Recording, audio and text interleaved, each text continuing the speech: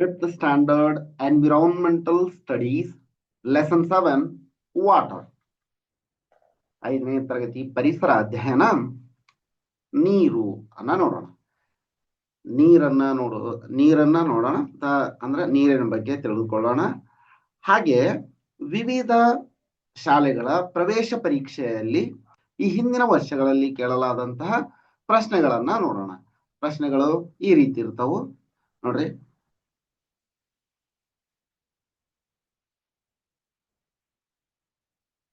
The fertile area in a desert where water is found is. ಮರುಭೂಮಿಯಲ್ಲಿ ನೀರು ದೊರೆಯುವ ಫಲವತ್ತಾದ ಪ್ರದೇಶ. Next dash direct question. ನೀವೀಗ ಈ ಪಾಠವನ್ನು ನೋಡ್ತಾ ಇದ್ರ ಈಸಿಯಾಗಿ ಹೇಳ್ಬಿಡ್ತೀರಿ ಎಷ್ಟು ಈಸಿ ಐತ್ ಕ್ವಶನ್ ಅಂತ. Dash of dash percent of the earth surface is covered by water. ನಿಮಗೆ ನಿಮ್ಮ ಶಾಲೆಯಲ್ಲಿ ಈಗಾಗ್ಲೇ ಪಾಠ ಮಾಡಿದ್ರ ಕಮೆಂಟ್ ಮಾಡೋದಾದ್ರೆ ಕಮೆಂಟ್ ಮಾಡ್ರಿ. ಬೇಕಂದ್ರ ಇಲ್ಲ ಶಿಕ್ಷಕರು ನೋಡ್ತಾ ಇತ್ತಂದ್ರ ವಿದ್ಯಾರ್ಥಿಗಳಿಗೆ ತಿಳಿಸಿ. ಈ ತರ ಕ್ವಶನ್ ಬರ್ತಾವ ಅಂತ. ಇಲ್ಲೇ ಇನ್ನೊಂದು ಕ್ವಶನ್ ಐತ್ ನೋಡ್ರಿ.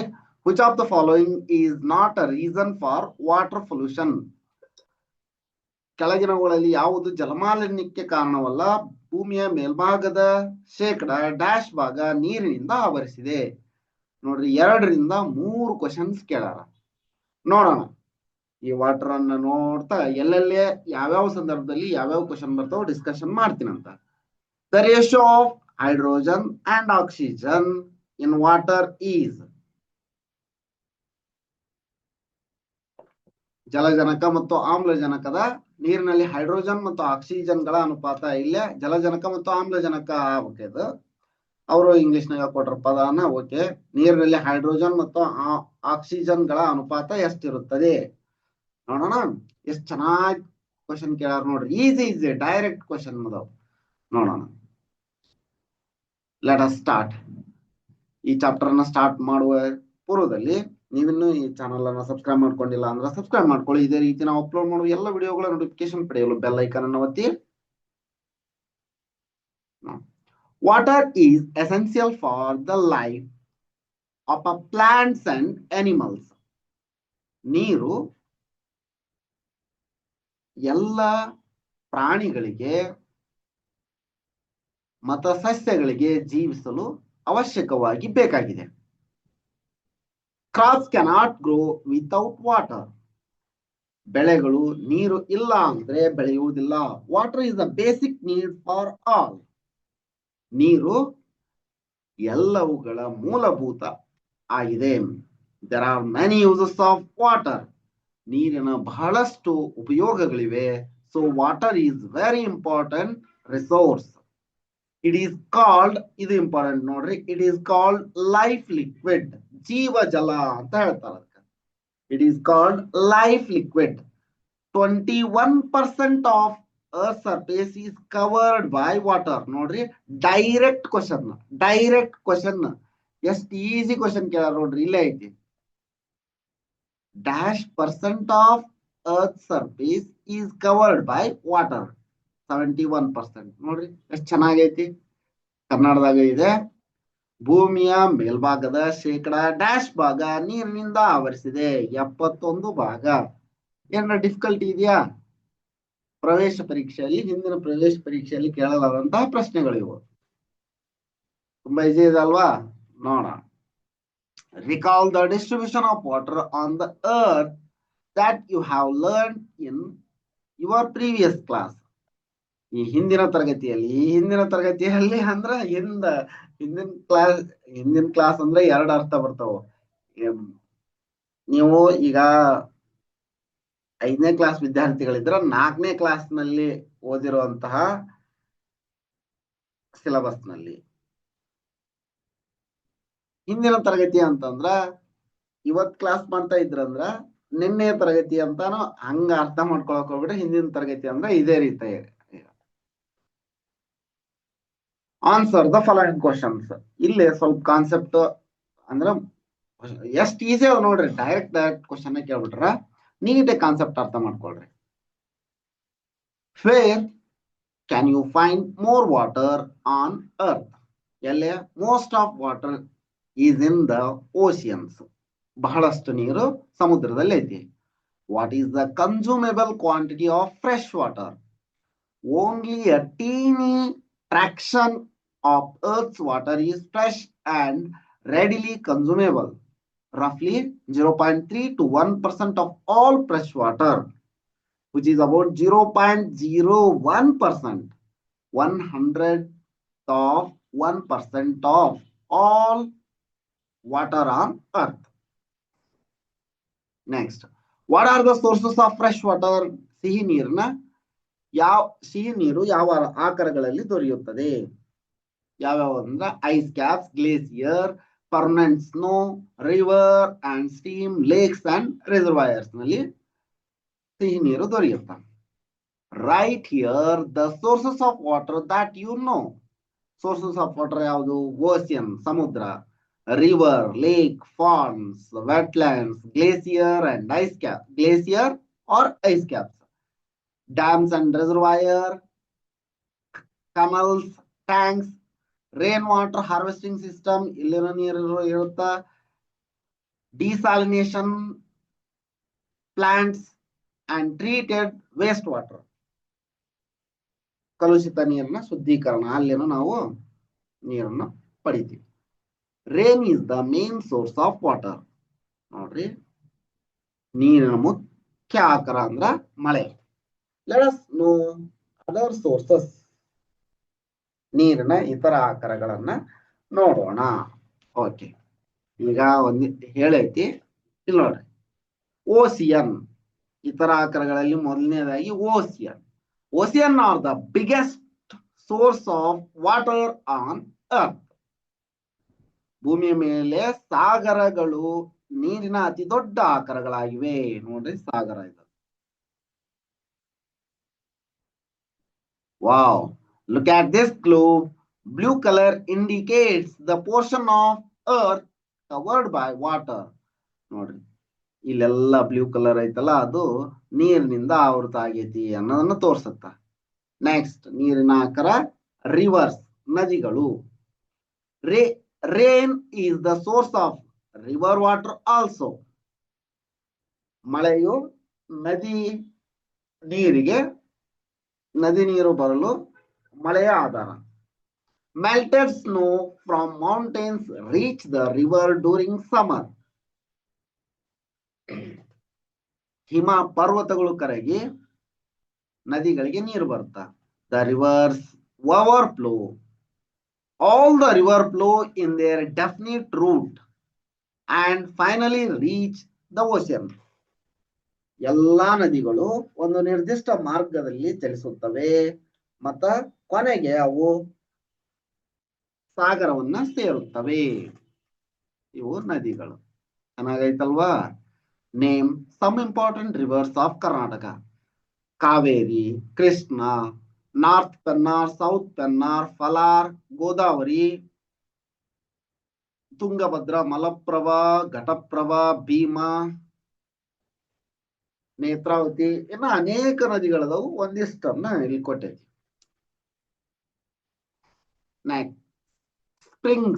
ಸ್ಪ್ರಿಂಗ್ಸ್ ಅಂದ್ರ ಚಿಲುಮೆಗಳು. ಸ್ಪ್ರಿಂಗ್ಸ್ ಅವು ನೀರಿನ ಆಕಾರಗಳಾಗ್ಯಾವು. Water is stored under earth crust and comes out due to the pressure through an opening is called spring. ಅಂದ್ರೆ ನೀರು ಭೂಮಿಯ ಪದರಗಳಲ್ಲಿ ಸೇರಿಕೊಂಡಿರುತ್ತ, ಅದು ಒತ್ತಡದಿಂದಾಗಿ ಹೊರಗಡೆ ಬರುತ್ತಾ, ಅದಕ್ಕ ನಾವು ಚಿಲುಮೆ ಅಂತ ಕರಿತೀವಿ. Rainwater enters the earth through its loose portion, will be collected as underground water, and this comes out in the form of spring.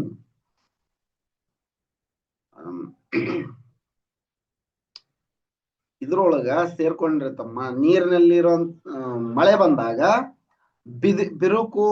ಬಿರುಕು ಅಂತ ಹೇಳ್ತಾರಲ್ಲ, ಅದ್ರೊಳಗ ನೀರ್ ಸೇರ್ಕೊಂಡಿರುತ್ತ. ಅದು ಭೂಮಿ ಆಳದೊಳಗೆ ಹೋಗಿರುತ್ತ. ಒತ್ತಡದಿಂದಾಗಿ ಅದು ಮೇಲಕ್ಕೆ ಬರುತ್ತಾ, ಅದಕ್ಕೆ ನಾವು ಚಿಲುಮೆ ಅಂತ ಹೇಳ್ತೀವಿ. ನೆಕ್ಸ್ಟ್, ನೀರಿನ ಆಕರ, source of water, wells. Underground water obtained by digging the earth crust. Digging the earth crust to a certain depth is called a well water. ನೀರನ್ನ ತೆಗೆಯಲಿಕ್ಕೆ ಸ್ವಲ್ಪ ನೆಲವನ್ನ ಬಗೆದು, ನೆಲದ ಪದರವನ್ನ ಬಗೆದು ನೀರನ್ನು ಹೊರತೆಗೆಯೋದಕ್ಕ ಸ್ವಲ್ಪ ಆಳ, ಎಷ್ಟು ಬೇಕೋ ಅಷ್ಟು ಆಳ, ನೀರ್ ಎಲ್ಲಿ ಐತೆ ಅಷ್ಟು ಆಳದೊಳಗೆ ತೆಗೆದು ನೀರನ್ನು ಹೊರತೆಗೆಯೋದಕ್ಕ ಬಾವಿಗಳು ಅಂತ ಹೇಳ್ತಾರ. How many type of wells are there? There are 3 types of wells: open well or dug well, bore well or tube well, driven well or sand point well. Now this, illondistu nodri, due to excessive utilization of underground water, it is getting exhausted. ಅದು ಅಳಿದು ಹೋಗುತ್ತಿದೆ. It can be regained by the absorption of rainwater into the earth. ಇದನ್ನು ನಾವು ಮತ್ತ ನೀರನ್ನ ಇಂಗುವಂತೆ ಮಾಡಿ, ಭೂಮಿಯಲ್ಲಿ ನೀರನ್ನು ಇಂಗುವಂತೆ ಮಾಡಿ ಗ್ರೌಂಡ್ ವಾಟರ್, ಅಂತರ್ಜಲವನ್ನ ಹೆಚ್ಚು ಮಾಡಬೇಕಾಗಿದೆ. So pits must be constructed for this purpose. We have to minimize the utilization of underground water, and we have to follow some restoration method like rainwater harvesting and recycling of water.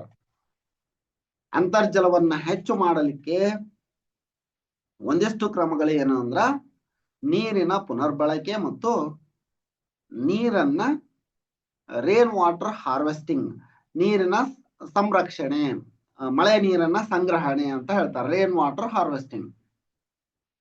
Next, ನೀರಿನ ಆಕರಗಳು, Pond's, ಕೆರೆಗಳು ಅಂತ ಹೇಳ್ತೀವಿ. ಇಲ್ಲಿ ನೋಡ್ರಿ, ಕೆರೆ ನೀವು ಹಳ್ಳಿಯ ಜನ ಆಗಿದ್ರಿ ಅಂದ್ರ ನೋಡಿರ್ತೀರಿ, ಕೆರೆಗಳನ್ನ ನೋಡಿರ್ತೀರಿ, ಅಲ್ಲಿ ಆಟ ಆಡಿರ್ತೀರಿ, ಸ್ವಿಮ್ಮಿಂಗ್ ಮಾಡಿರ್ತೀರಿ. ಈಗ ಸ್ವಿಮ್ಮಿಂಗ್ ಮಾಡಕ ಬಹಳಷ್ಟು ಮನೆಗಳಲ್ಲಿ ಬಿಡಲ್ಲ. ಹಿಂದೆಲ್ಲ ದೊಡ್ಡವರಾಗಿದ್ರು, ಶಿಕ್ಷಕರಾಗಿದ್ರಿ ಅಂದ್ರ ಬಿಡ್ತಿದ್ರು. ಚೆನ್ನಾಗಿ ಸ್ವಿಮ್ ಮಾಡ್ಕೊಂಡು ಬಂದು ಊಟ ಮಾಡಿ ಅದು ಮಜಾನ ಬೇರೆ ಇರ್ತಿತ್ತು. And artificially man-made low-level portion of land to store water is called pond. ಮಾನವನಿಂದ ನಿರ್ಮಾಣವಾದ ಅತಿ ಚಿಕ್ಕ ಅಂದ್ರೆ ಸ್ಮಾಲ್ ಪೋರ್ಷನ್, ಇವು ಅತಿ ಸ್ವಲ್ಪ ಚಿಕ್ಕದಾಗಿರ್ತವು, ನೀರನ್ನ ಶೇಖರಣೆ ಮಾಡಲು ಮಾಡಿದಂತಹ ಆಕರಗಳಿಗೆ ಕೆರೆ ಅಂತ ಹೇಳ್ತಾರ. Its capacity of water storage is less. ಇದು ಕಡಿಮೆ ನೀರನ್ನ ಸಂಗ್ರಹಣೆ ಮಾಡಿಕೊಳ್ಳುತ್ತ. It is constructed in such a way that rain water which drain from high level will be stored here.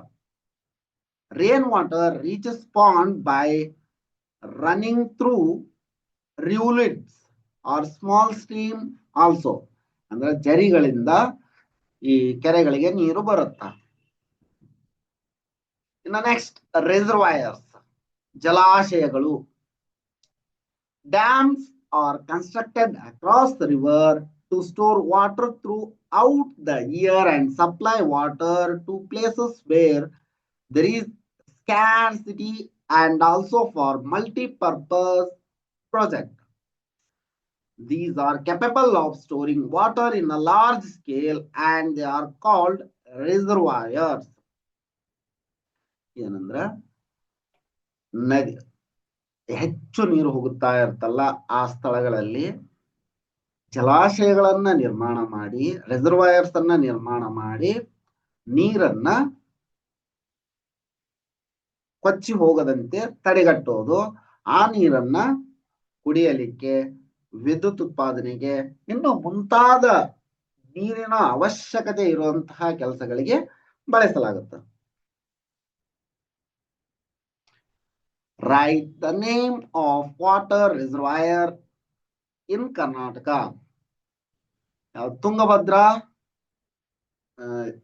Tungabhadra ನದಿಗೆ ಪಂಪಾ ಸಾಗರ್ ಅಣೆಕಟ್ಟನ್ನು ಕಟ್ಟಲಾಗಿದೆ. ಕೃಷ್ಣರಾಜಸಾಗರ KRS ಡ್ಯಾಮ್ ಇದೆ. ಆಲಮಟ್ಟಿ ಲಾಲ್ ಬಹದ್ದೂರ್ ಶಾಸ್ತ್ರಿ ಲಿಂಗನಮಕ್ಕಿ ಅಲ್ಲಿನ ರಿಸರ್ವಾಯರ್ ಇದೆ. Collect the picture of water reservoir and paste here. ಇದ ಒಂದು reservoir. ಈ ತರಹದ ಚಿತ್ರಗಳನ್ನ ಇಲ್ಲಿ ಅಂಟಿಸಿ ಅಂತ ಹೇಳ್ಯಾರ. ಅಂಟಿಸಿ. Okay, next, with the help of these pictures note down differences between a pond and a reservoir. ಕೆರೆ ಮತ್ತು ಜಲಾಶಯಗಳಿಗೆ ವ್ಯತ್ಯಾಸವನ್ನ ಬರೆಯಿರಿ ಅಂತ. Right the uses of these two. ಇವು ನದಿ ಮತ್ತು ಜಲಾಶಯಗಳ ಉಪಯೋಗಗಳನ್ನು ಬರೆಯಿರಿ. ನಿಮ್ಮ ಶಿಕ್ಷಕರ ಸಹಾಯವನ್ನ ಪಡೆದುಕೊಳ್ಳಿ ಅಥವಾ ನಿಮ್ಮ ಹಿರಿಯರ ಸಹಾಯವನ್ನ ಪಡೆದುಕೊಳ್ಳಿ ಅಂತ ಹೇಳ್ಯಾರ. ನೋಡ್ರಿ, ನದಿ, ರಿಸರ್ವಾಯರ್, ರಿಸರ್ವಾಯರ್, ರಿಸರ್ವಾಯರ್, ರಿಸರ್ವಾಯರ್, ನದಿ, ಏನೇನು ಉಪಯೋಗ, ಡಿಫರೆನ್ಸಸ್ ನೋಡ್ರಿ. ಯೂಸ್ವಲಿ ನ್ಯಾಚುರಲ್, ಕೆರೆ ಸ್ವಲ್ಪ ಸಂದರ್ಭದಲ್ಲಿ ನೈಸರ್ಗಿಕವಾಗಿರ್ತಾವ. ರಿಸರ್ವಾಯರ್ ಮಾತ್ರ ಆಲ್ವೇಸ್ ಆರ್ಟಿಫಿಷಿಯಲ್, ಯಾವಾಗಲೂ ಮಾನವ ನಿರ್ಮಿತ ಆಗಿರ್ತಾವ. ಸ್ಮಾಲ್ ಅಂಡ್ ಶಾಲೋ, ಇವು ನದಿಗಳು ಚಿಕ್ಕದಾಗಿರ್ತಾವು. ಅಣೆಕಟ್ಟುಗಳು, ಜಲಾಶಯಗಳು ದೊಡ್ಡವಾಗಿರ್ತಾವ. Massive and deep. ನದಿಗಳು ಅಂದ್ರೆ ಕೆರೆ ecosystem support, aesthetics are minor local water needs. ನದಿಗಳು ಚಿಕ್ಕ ನೀರಿನ ಪ್ರಮಾಣವನ್ನ ಪೂರ್ಣಗೊಳಿಸ್ತಾವೆ. ಈಗ ಸ್ನಾನ ಮಾಡೋದಾಗಿರ್ಬೇಕು, ಬಟ್ಟೆ ತೊಳೆಯೋದಾಗಿರ್ಬಹುದು, ಬಳಸಲು ನೀರು ಅಂದ್ರ ಮನೆ ತೊಳೆಯಲು, ಈ ತರಹದ ಅವಶ್ಯಕತೆಗಳನ್ನ ಪೂರೈಸುತ್ತ. ಆದ್ರ ಅಣೆಕಟ್ಟುಗಳು ವಾಟರ್ ಸಪ್ಲೈ ಫಾರ್ ಸಿಟೀಸ್. ಆ ಜಲಾಶಯದಿಂದ ನಗರಗಳಿಗೆ ನೀರನ್ನ ಸರಬರಾಜು ಮಾಡಲಾಗುತ್ತ. ಇರಿಗೇಷನ್, ಕೃಷಿಯನ್ನ ಮಾಡಲಾಗುತ್ತ. Flood control or hydroelectric power generation, ನೀರಿನಿಂದ ವಿದ್ಯುತ್ ಉತ್ಪಾದನೆ ಮಾಡೋದು ಅಣೆಕಟ್ಟುಗಳಿಂದ ಮಾಡ್ತಾರೆ. Next, uses. ಕೆರೆ ಯೂಸಸ್, ಈಗ ಡಿಫರೆನ್ಸಸ್ ನೋಡಿದ್ವಲ್ಲ, ಅದ್ರೊಳಗೆ ಯೂಸನ್ ಅದಾವು. ಕೆರೆಯನ್ನ mainly agriculture and livestock. Agriculture, fish farming ಮಾಡ್ತಾರ. Biodiversity and habitat, aesthetics and landscaping. ಅಣೆಕಟ್ಟುಗಳನ್ನ hydroelectric power generation, large scale irrigation, municipal water supply, flood controls. ಅಣೆಕಟ್ಟುಗಳನ್ನ ಮೇನ್ ಆಗಿ ಫ್ಲಡ್ ಕಂಟ್ರೋಲ್ಗೆ ಮಾಡ್ತಾರ. Think, our elders constructed tanks, ponds and open wells to conserve water. Nowadays, reservoirs are constructed to conserve water. Which one is eco-friendly among these 5? ಯಾವುದು ಇದರಲ್ಲಿ ಪರಿಸರ ಸ್ನೇಹಿ ಅಂತ ಕೇಳಾರ. ಎರಡೂ ಪರಿಸರ ಸ್ನೇಹಿನ. ಇವು ಚಿಕ್ಕ ಪ್ರಮಾಣದಲ್ಲಿ ಇರ್ತಾವ. Open wells, tanks, ponds, reservoir ದೊಡ್ಡದಾಗಿರುತ್ತ ಅನ್ನೋದು. Next, collect the information about tank, pond, open well or reservoir which are near your locality. ನಿಮ್ಮ ಸ್ಥಳೀಯವಾಗಿ ಕೆರೆ,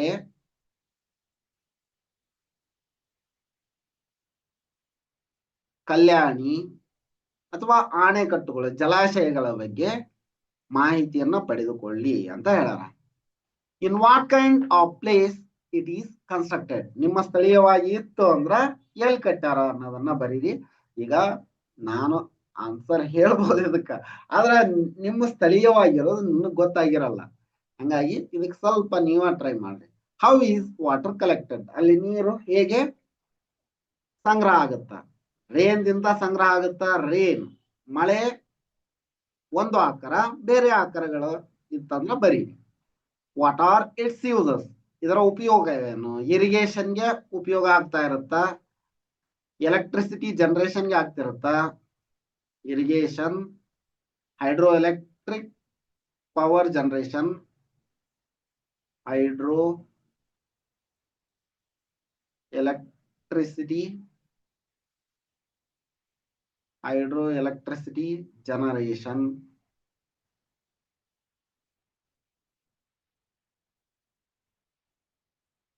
Okay. In which season of the year will it be full? ಇದು ಯಾವ ಕಾಲದಲ್ಲಿ ತುಂಬಿರುತ್ತೆ? In which season it will be empty or less? 5. Rainy season ದೊಳಗ full ಆಗಿರುತ್ತಾ? Summer season ನಲ್ಲಿ ಖಾಲಿ ಆಗಿರುತ್ತಾ? Due to heat of ಸನ್. ಅಷ್ಟೇ, ತುಂಬಾ ಸಿಂಪಲ್ ಇದೆ. Next, from which source do you collect water in your home and at the school? Right here. ನಾನು ಒಂದಿಷ್ಟು ಉದಾಹರಣೆಗಳನ್ನು ಕೊಟ್ಟಿದ್ದೀನಿ. ಮನೆಯಲ್ಲಿ municipal tap water, borewells, open wells ಇಂದ ನೀರನ್ನು ತೆಗೆದುಕೊಳ್ಳಲಾಗುತ್ತೆ. ಇನ್ನು ಶಾಲೆಯಲ್ಲಿ piped supply to overhead tanks, reverse osmosis purifiers, hand pumps ನಿಂದ ನೀರನ್ನು ಪಡೆಯಲಾಗುತ್ತೆ. Next, list out the uses of water at home, at school. ನೀರಿನ ಉಪಯೋಗ ಮನೆಯಲ್ಲಿ ಮತ್ತು ಶಾಲೆಯಲ್ಲಿ. ಎಲ್ಲ ಕಡೆನೂ ಸೇಮ್ ಇರುತ್ತೆ, ಎರಡು ಕಡೆನೂ. ಆದ್ರೂ ಮನೆಯಲ್ಲಿ drinking purpose, cooking purpose, flushing the toilet, showering ಸ್ನಾನ ಮಾಡಲು ಅಂತ, ಅಂಡ್ ವಾಷಿಂಗ್ ಕ್ಲಾತ್ಸ್ ಬಟ್ಟೆ ತೊಳೆಯಲು. ಇನ್ನು ಸ್ಕೂಲ್ ನಲ್ಲಿ ನೋಡೋದಾದ್ರ drinking water, cafeteria and midday meals, washing utensil, ಪಾತ್ರೆ ತೊಳೆಯಲು, restroom, flushing toilet and urinals, which makes up a significant portion of school daily water use.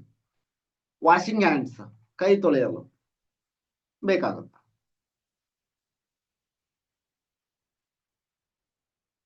Do this.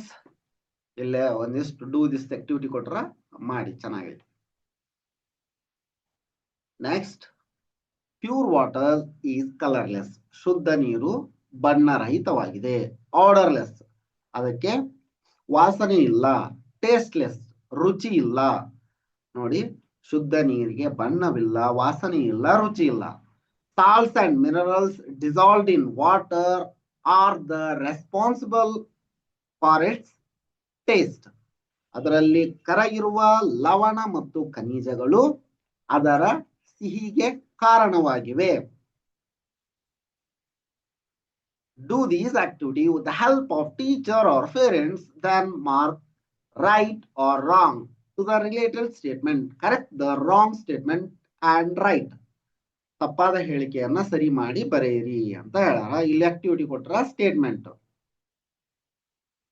Lift an empty tumbler and a tumbler of the same size filled with water.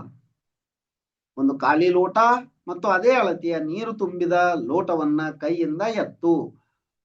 Water has weight. ನೀರಿಗೆ ತೂಕವಿದೆ ಅನ್ನೋದು ಗೊತ್ತಾಗುತ್ತಾ? ಇದು ಸರಿ ಇದೆ, right. Okay. Next, for a cup of water on the stairs. ಮೆಟ್ಟಿಲು ಮೇಲೆ ಒಂದು ಲೋಟ ನೀರನ್ನು ಹಾಕು. Water does not flow from higher level towards lower level. Does not ಅಂತ ಹೇಳ್ಯಾರ, ಇದು ತಪ್ಪು. ರಾಂಗ್. ಕರೆಕ್ಟ್ ಆಗಿರೋದೇನು? Water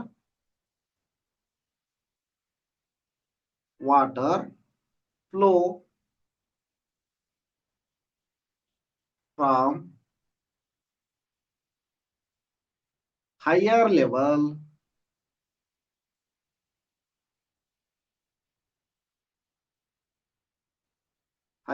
level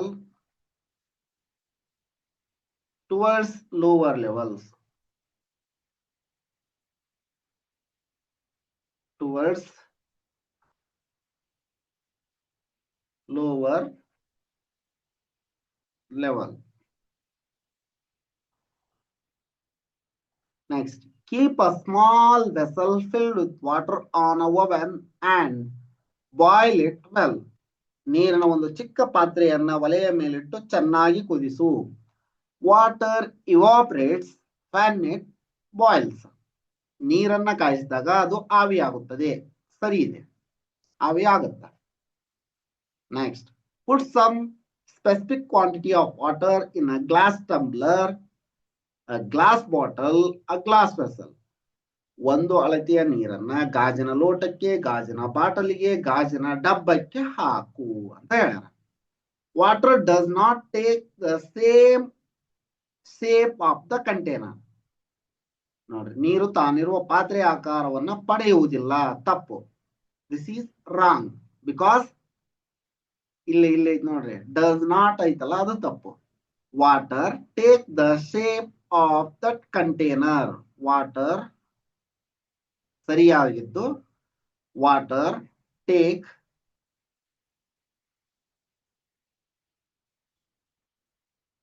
the shape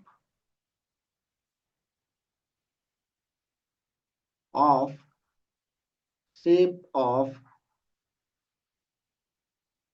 the container.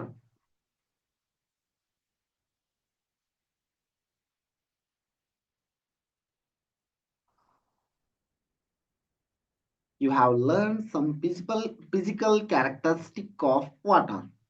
ನೀವು ನೀರಿನ ಭೌತ ಲಕ್ಷಣಗಳನ್ನ ಕಲಿತಿದ್ದೀರಿ. Water is the liquid substance. ನೀರು ಒಂದು ದ್ರವ ಪದಾರ್ಥ. You will learn more about it in a lesson nature of matter. ನೀವು ವಸ್ತು ಸ್ವರೂಪದಲ್ಲಿ ಇದರ ಬಗ್ಗೆ ಹೆಚ್ಚಿನ ಕಲಿತಿರಿ. Let us learn biological importance of water. ನೀರಿನ ಜೈವಿಕ ಪ್ರಾಮುಖ್ಯತೆಯನ್ನ ಈಗ ತಿಳಿಯೋಣ. Next, organisms have enormous quantity of water in their body. ಜೀವಿಗಳ ದೇಹದಲ್ಲಿ ನೀರು ಅಧಿಕ ಪ್ರಮಾಣದಲ್ಲಿ ಇರುತ್ತದೆ. Plant and animal have 70% of water in their body. ಸಸ್ಯಗಳು ಮತ್ತು ಪ್ರಾಣಿಗಳು ತಮ್ಮ ದೇಹದ 70% ಪ್ರಮಾಣದಲ್ಲಿ ನೀರನ್ನು ಹೊಂದಿರುತ್ತಾರೆ. Origin of very early life took place in water. ಮೊತ್ತ ಮೊದಲ ಜೀವ ಉಗಮವಾಗಿದ್ದು ನೀರಿನಲ್ಲಿ. Water is essential for biological activity of plant and animal. ನೀರು ಜೀವಿಗಳ ಜೈವಿಕ ಕ್ರಿಯೆಯನ್ನ ನಡೆಸಲು ಬೇಕಾಗಿರುವಂತ ಒಂದು ವಸ್ತುವಾಗಿದೆ. Water is required for growth of plants. Green plants need water for production of their food. ನೀರು ಸಸ್ಯಗಳು ಬೆಳೆಯಲು ಬೇಕಾಗಿದೆ. ನೀರು ಹಸಿರು ಸಸ್ಯಗಳು ತಮ್ಮ ಆಹಾರವನ್ನ ತಯಾರಿಸಲು ಬೇಕಾಗಿದೆ. ನೋಡ್ರಿ, ಎಲ್ಲ ರೀತಿಯ ಕ್ರಿಯೆಗಳಿಗೆ ನೀರು ಬೇಕೇ ಬೇಕಾಗಿದೆ. ಇಲ್ಲಿ ಥಿಂಕ್ ಕೊಡ್ರಿ, what happen if required quantity of water is not supplied to plants. ಬೇಕಾದಷ್ಟು ಪ್ರಮಾಣದಲ್ಲಿ, ಅಗತ್ಯವಿರುವ ಪ್ರಮಾಣದಲ್ಲಿ ಹಸಿರು ಸಸ್ಯಗಳಿಗೆ ನೀರನ್ನ ಸಾಗಿಸದೇ ಇದ್ದರೆ ಏನಾಗುತ್ತದೆ ಅಂತ ಹೇಳ್ತಾರೆ. ಅದು ಒಣಗುತ್ತ. Our elders treated this precious water as an integral part of their life. ನಮ್ಮ ಹಿರಿಯರು ನೀರಿಗೆ ತಮ್ಮ ಜೀವನದಲ್ಲಿ ಒಂದು ಭಾಗವಾಗಿ ನೋಡ್ಕೊಂಡಿದ್ರು. They reserved a prominent place for water in their family rituals. ತಮ್ಮ ಮನೆಯ ಆಚರಣೆಗಳಲ್ಲಿ ನೀರಿಗೆ ಒಂದು ಸ್ಥಾನವನ್ನ ಮೀಸಲಾಗಿಟ್ಟಿದ್ರು. Have you observed this at your home or in your neighborhood? ಇದನ್ನ ನೀವೇ ಉತ್ತರಿಸ್ಬೇಕು. ಆದ್ರೂ ನಾನು ಒಂದಿಷ್ಟು ಪಾಯಿಂಟ್ಸ್ ಅನ್ನ ಕೊಟ್ಟಿದ್ದೀನಿ ಇಲ್ಲಿ. ಎಲ್ಲಿ ಅಂದ್ರ ಕಲಶ ಪೂಜಾ ನಡೆಯುತ್ತಲ್ಲ ಅವಾಗ. ಇನ್ almost all Hindu Pooja's a copper or brass pot kalasa is filled with water topped with mango leaves and coconut. ಅದರ ಕಳಸದ ಮೇಲೆ ಮಾವಿನ ಹಣ್ಣು ಇಲ್ಲ ತೆಂಗಿನಕಾಯಿಯನ್ನ ಇಟ್ಟಿರ್ತಾರ. Offering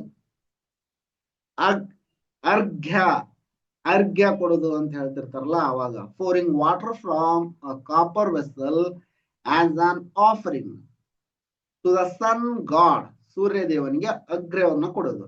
during the early morning hours. Early morning ಕೊಡ್ತಾರ, ಈವ್ನಿಂಗು ಕೊಡ್ತಾರ. ಸಾಯಂಕಾಲ ಸಂಧ್ಯಾ ವಂದನೆ, ಬೆಳಗ್ಗಿನ ಸಂಧ್ಯಾ ವಂದನೆ ಆತರ.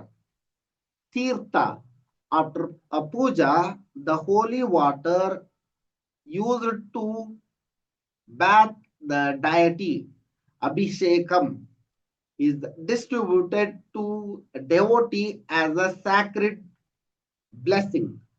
ತೀರ್ಥ ಅಂತ ನೀರನ್ನ ಕೊಡ್ತಾರ, ಇದು ritual. How do water sources get polluted? ಈಗ ನೀರಿನ ಆಕಾರಗಳು ಹೇಗೆ ಕಲುಷಿತವಾಗಿರ್ತವೆ ಅಂತ ಕೇಳ್ಯಾರ. Water pollution occurs when harmful substances like chemicals, microorganisms, trash contaminate a stream, rivers, lake, ocean, or aquifer, degrading the water quality and making it toxic to human or environment. ಇದೆಲ್ಲ ಕಾರಣಗಳಿಂದಾಗಿ ಅವು ವಿಷಪೂರಿತ ಆಗ್ತಾ ಇದಾವೆ. ಈಗ ವಾಟರ್ ಪೊಲ್ಯೂಷನ್, ಇದ್ರ ಮೇಲೆ question ಇದೆ ವಾಟರ್ ಪೊಲ್ಯೂಷನ್ ಮೇಲೆ, ಅದಕ್ಕೆ ನೋಡೋಣ. Water is physically polluted by mud, garbage, paper, food residues, etc. Water mixed with industrial chemicals, ನೋಡ್ರಿ, ಕಾರ್ಖಾನೆಗಳ ರಾಸಾಯನಿಕಗಳಿಂದ, ಕೆಮಿಕಲ್ ಫರ್ಟಿಲೈಸರ್ಸ್, ರಾಸಾಯನಿಕ ಗೊಬ್ಬರಗಳಿಂದ, insecticides, ಕ್ರಿಮಿನಾಶಕಗಳಿಂದ, which have dangerous components turn the water poisonous. ಇವು ಎಲ್ಲವುಗಳಿಂದ ನೀರು ವಿಷಪೂರಿತ ಆಗುತ್ತಿದೆ. Drinking this water may cause diseases like cholera, diarrhea, dysentery, etc. ಅನ್ನೋದು important. ಮುಂತಾದವುಗಳು ಅಂತ ಹೇಳಿರ್ತಾರಲ್ಲ, ಇನ್ನು ಅನೇಕ ರೋಗಗಳು ಬರ್ತಿರ್ತವು. ಇವು ಒಂದಿಷ್ಟು ಉದಾಹರಣೆಗಳು: cholera, diarrhoea, dysentery. Sometimes it may even lead to death. ಕೆಲವು ಬಾರಿ ಸಾವು ಕೂಡ ಸಂಭವಿಸುತ್ತದೆ. Contaminated water extinguishes the aquatic life also. ಈ ನೀರನ್ನ ಬಳಸುವುದರಿಂದ ಜಲದಲ್ಲಿ ವಾಸಿಸುವಂತಹ ಪ್ರಾಣಿಗಳು ಸಹ ಅಳಿವಿನಂಚಿಗೆ ಬರುತ್ತವೆ. ನೋಡ್ರಿ, ಲಾರಿ ನೀರಿಗೆ ಡಂಪ್ ಮಾಡ್ತಾ ಇದ್ದಾರೆ ಕಸವನ್ನ. ಕಾರ್ಖಾನೆಗಳಿಂದ ನೀರನ್ನ ಶುದ್ಧ ಮಾಡ್ದಾನೆ, ಫಿಲ್ಟರ್ ಮಾಡ್ದಾನೆ ಹಂಗ ಬಿಡ್ತಾ ಇದ್ದಾರೆ. ಮನೆಗಳಿಂದ ಬಳಸಿದ ನೀರನ್ನ ಹಾಗೆ ಪ್ಯೂರಿಫೈ ಮಾಡ್ದನ, ಫಿಲ್ಟರ್ ಮಾಡ್ದನ ಸುಮ್ನ ನದಿಗಳಿಗೆ ಬಿಡ್ತಾ ಇದ್ದಾರೆ. ಹಿಂಗ್ ಮಾಡಬಾರ್ದು ಅಂತ. ಇಲ್ಲಿ ನೋಡಿ, ದನ ತೊಳಿತಾ ಇದ್ದಾರೆ, ಪಾತ್ರೆಯನ್ನ ತೊಳಿತಾ ಇದ್ದಾರೆ, ಬಟ್ಟೆಯನ್ನ ತೊಳಿತಾ ಇದ್ದಾರೆ. ಯುಟೆನ್ಸಿಲ್ಸ್ ವಾಷಿಂಗ್, ಬಾತಿಂಗ್ ಬೆಪಲೋ, ಕ್ಲಾತ್ ವಾಷಿಂಗ್. ಈಗ ಕ್ವಶನ್ ಬಂದಿತ್ತಲ್ಲ, ಕ್ವಶನ್ ಅನ್ನು ನೋಡೋಣ. ಯಾವ ತರದ ಕ್ವಶನ್ ಅನ್ನ ಕೇಳಿದ್ರು. ಇಲ್ಲಿ ನೋಡ್ರಿ, the ratio of hydrogen and oxygen in water is H2O. ಅಂದ್ರ ಹೈಡ್ರೋಜನ್ 2 ಪ್ರಮಾಣದಲ್ಲಿ ಇರುತ್ತ. ಇದ್ರದ್ದು ಫಾರ್ಮುಲಾ, ಮೊಲೆಕ್ಯುಲರ್ ಫಾರ್ಮುಲಾ. ಹೈಡ್ರೋಜನ್ 2 ಪ್ರಮಾಣದಲ್ಲಿ, ಆಕ್ಸಿಜನ್ 1 ಪ್ರಮಾಣದಲ್ಲಿ ಇರುತ್ತ. 2:1 ಇದು ಸೂತ್ರ. 2:1 ರೇಷಿಯೋ ಏನು? 2:1. ನೀರಿನಲ್ಲಿ ಹೈಡ್ರೋಜನ್ ಮತ್ತು ಆಕ್ಸಿಜನ್ ಅನುಪಾತ 2:1. ನೆಕ್ಸ್ಟ್ ಇಲ್ಲಿ ನೋಡ್ರಿ, which of the following is not a reason for water pollution? ಈಗ ರೀಸನ್ ಫಾರ್ ವಾಟರ್ ಪೊಲ್ಯೂಷನ್ ನೋಡಿದ್ವಿ ನಾವು. ಯಾವುದು ಕಾರಣ ಅಲ್ಲ ಅಂತ ಹೇಳ್ಯಾರ. ಆಡಿಂಗ್ ಇನ್ಸೆಕ್ಟಿಸೈಡ್ಸ್ ಟು ರಿವರ್ಸ್, ಇದು ಕಾರಣ ಹೌದು, ಹಂಗಾಗಿ ಇದು ಉತ್ತರ ಅಲ್ಲ. adding food residual to the ponds, ನೋಡೋಣ. Adding poisonous gases into air. Water ಪೊಲ್ಯೂಷನ್ಗೆ ಸಂಬಂಧಪಟ್ಟಿದ್ದು ಇದು ನೀರಿನಲ್ಲಿ ಹಾಕ್ತಾ ಇಲ್ಲ, ಏರ್ನಲ್ಲಿ ಹಾಕ್ತಾ ಇದ್ದಾರೆ ಇದನ್ನ. ಓಕೆ, ಇದನ್ನು ಬಿಡೋಣ. ಆಡಿಂಗ್ ಕೆಮಿಕಲ್ ಇಂಟು ವಾಟರ್, ಇವೆಲ್ಲ ವಾಟರ್ನಲ್ಲಿ ಹಾಕ್ತಾ ಇರುವಂತವು. ಇದರಿಂದ ಹಾನಿ ಆಗೇ ಆಗುತ್ತ, ವಾಟರ್ ಪೊಲ್ಯೂಷನ್ ಆಗೇ ಆಗುತ್ತ. Adding poisonous gases to air ಅಂತಂದ್ರೆ ಏರ್ ಪೊಲ್ಯೂಷನ್ ಆಗುತ್ತ, ವಾಟರ್ ಪೊಲ್ಯೂಷನ್ ಅಲ್ಲ. ಹಂಗಾಗಿ ಸರಿಯಾದ ಉತ್ತರ third one, adding poisonous gases into air. ಈ ಕ್ವಶನ್ ಅನ್ನ ಒಂದ್ ಕಡೆ ಬರ್ಕೊಳ್ಳೋದಿದ್ರೆ ಬರ್ಕೊಳ್ರಿ, ನಿಮ್ಗೆ ಯೂಸ್ ಆಗ್ತವೆ. ಕೆಳಗಿನವುಗಳಲ್ಲಿ ಯಾವುದು ಜಲಮಾಲಿನ್ಯಕ್ಕೆ ಕಾರಣವಲ್ಲ? ಕ್ರಿಮಿನಾಶಕಗಳನ್ನ ನದಿಗಳಿಗೆ ಸೇರಿಸುವುದು, ಉಳಿಕೆ ಆಹಾರ ಪದಾರ್ಥಗಳನ್ನ ಕೆರೆಗಳಿಗೆ ಸೇರಿಸುವುದು, ಇದು ಹೌದು. ಹಂಗಾಗಿ ಇದು ಯಾವುದು ಕಾರಣ ಅಲ್ಲ ಅಂತ ಹೇಳ್ಯಾರ. ಕಾರಣ ಹೌದು, ಹಂಗಾಗಿ ಉತ್ತರ ಅಲ್ಲ. ಇದು ಕಾರಣ ಹೌದು, ಉತ್ತರ ಅಲ್ಲ. ವಿಷ ಅನಿಲಗಳನ್ನ ಗಾಳಿಗೆ ಸೇರಿಸುವುದು, ಇದು ಕಾರಣ ಅಲ್ಲ, ಹಂಗಾಗಿ ಇದು ಉತ್ತರ ಹೌದು. ರಾಸಾಯನಿಕಗಳನ್ನ ನೀರಿಗೆ ಸೇರಿಸುವುದು, ಅದರಿಂದ ನೀರಿನ ಮಾಲಿನ್ಯ ಆಗುತ್ತಾ, ಹಂಗಾಗಿ ಇದು ಉತ್ತರ ಅಲ್ಲ. ಸರಿಯಾದ ಉತ್ತರ ವಿಷ ಅನಿಲಗಳನ್ನ ಗಾಳಿಗೆ ಸೇರಿಸುವುದು. ಈಜಿ ಐತಲ್ಲ? ಓಕೆ, ನೋ ದಿಸ್ ಅಂತ ಹೇಳ್ಯಾರ, ಇದನ್ನ ಸ್ವಲ್ಪ ನೋಡ್ಕೊಳ್ರಿ. ನೋಡೋಣ, ಇಂಪಾರ್ಟೆಂಟ್ ಐತಿ. ಇಲ್ಲಿನೂ ಕ್ವಶನ್ ಕೇಳ್ತಾರ ಒಂದೊಂದ್ಸರಿ. ಅದಕ್ಕ you know about the disease cholera caused by contaminated water. ನಿಮ್ಗೆ ಕಾಲರಾ ಬಗ್ಗೆ ಗೊತ್ತು, ಅದು ಕಲುಷಿತ ನೀರಿನಿಂದ ಬರುತ್ತೆ. Mosquitoes breed on a stagnant water. Mosquitoes spread malaria diseases. ನಿಂತ ನೀರಿನಲ್ಲಿ ಸೊಳ್ಳೆಗಳ ಸಂತತಿ ಹೆಚ್ಚಾಗುತ್ತದೆ, ಸೊಳ್ಳೆಗಳಿಂದ ಹರಡುವ ರೋಗ ಮಲೇರಿಯಾ ಆಗಿದೆ. ದ ಪ್ಯಾರಾಸೈಟ್, ಒಂದು ರೋಗಾಣು, plasmodium is present in the body of female mosquito called Anopheles. Plasmodium ಎಂಬ ರೋಗಾಣು ಅನಾಫಿಲಿಸ್ ಎಂಬ ಹೆಣ್ಣು ಸೊಳ್ಳೆಯ ಶರೀರದಲ್ಲಿ ಇರುತ್ತದೆ. This parasite enters into a human body when a mosquito bites and fever, shivering, vomiting, headache and similar other symptoms are seen. ಈ ಎಲ್ಲ ರೋಗಗಳು ಬರ್ತವ್ರ.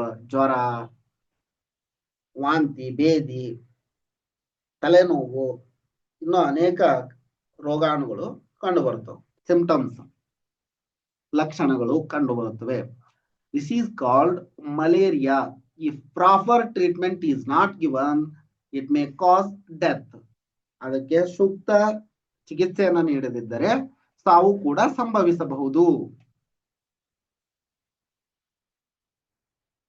We should not drink contaminated water.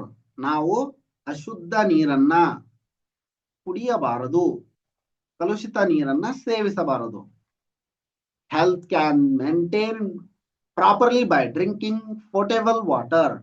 Prepare and exhibit a chart in your class by discussing with your friend about what you will do to get pure or potable water. ನೀನು ಶುದ್ಧ ನೀರನ್ನ ಸೇವಿಸಬೇಕಾದರೆ ಏನನ್ನ ಮಾಡ್ತಿ ಅದನ್ನ ನಿನ್ನ ಗೆಳೆಯರೊಂದಿಗೆ ಚರ್ಚಿಸಿ ಚಾರ್ಟ್ ಅನ್ನ ರೆಡಿ ಮಾಡಿ ಅಂತ ಹೇಳಾರ. ಮಾಡ್ರಿ, ಒಂದು ಚಾರ್ಟ್ ಅನ್ನ ರೆಡಿ ಮಾಡ್ಕೊಂಡು ಶಿಕ್ಷಕರಾಗಿದ್ರ ಪೋಷಕರಾಗಿದ್ರ ಮಕ್ಕಳಿಗೆ ಹೇಳ್ರಿ, ನೀಟಾಗಿ ಚಾರ್ಟ್ ಅನ್ನ ರೆಡಿ ಮಾಡಿಕೊಡ್ರಿ. ಎಲ್ಲಾ ಕ್ವಶನ್ ಡಿಸ್ಕಸ್ ಮಾಡಿದ್ನಿ ಅನ್ಸುತ್ತಾ? ಏನಾದ್ರೂ ಉಳಿದಿದ್ಯಾ? ಇಲ್ಲೊಂದಿಷ್ಟು ಕ್ವಶನ್ ಉಳಿದೈತ್ನ ನೋಡ್ರಿ. The fertile area in a desert where water is found is valley, oasis, gorge, lake. ಇದು ಇನ್ನೊಂದು ಚಾಪ್ಟರ್ ಐತಿ, ಅದ್ರೊಳಗೆ ಬರುತ್ತಾ. ಇನ್ನೊಂದಲ್ಲಿ ರಿಸೋರ್ಸಸ್ ಅಂತ ಐತಲ್ಲ, ಅದ್ರೊಳಗೆ ಬರುತ್ತಾ ಪಾರ್ಟ್ 2 ದಲ್ಲಿ. ಅದನ್ನ ಡಿಸ್ಕಷನ್ ಮಾಡೋಣಂತ. ಇದಿಷ್ಟು ಈ ವಿಡಿಯೋದಲ್ಲಿ. ಮುಂದಿನ ವಿಡಿಯೋದಲ್ಲಿ ಲೆಸನ್ 8 ಅಗ್ರಿಕಲ್ಚರ್ ಅನ್ನ ನೋಡೋಣ. ಈ ವಿಡಿಯೋದಲ್ಲಿ ಅಂದ್ರೆ ಈಗ ಹೇಳಿದ್ರಲ್ಲಿ ಏನಾದ್ರೂ ಡಿಫಿಕಲ್ಟೀಸ್ ಇತ್ತಂದ್ರ ಕಮೆಂಟ್ ಮಾಡಿ, ಅದಕ್ಕಾಗಿ ಸಪರೇಟ್ ಇನ್ನೊಂದು ವಿಡಿಯೋ ಮಾಡೋದಾದ್ರೆ ಮಾಡ್ತೀನಿ. ಈ ವಿಡಿಯೋ ನಿಮ್ಗೆ ಇಷ್ಟ ಆಗಿತ್ತು ಅಂದ್ರೆ ಒಂದು ಲೈಕ್ ಮಾಡಿ, ಚಾನಲ್ ಅನ್ನು ಸಬ್ಸ್ಕ್ರೈಬ್ ಮಾಡ್ಕೊಂಡಿಲ್ಲ ಅಂದ್ರೆ ಸಬ್ಸ್ಕ್ರೈಬ್ ಮಾಡ್ಕೊಳ್ಳಿ. ಇದೇ ರೀತಿ ನಾವು ಅಪ್ಲೋಡ್ ಮಾಡಿ ಎಲ್ಲ ವಿಡಿಯೋಗಳ ನೋಟಿಫಿಕೇಶನ್ ಪಡೆಯಲು ಬೆಲ್ ಐಕನ್ ಅನ್ನು ಒತ್ತಿ.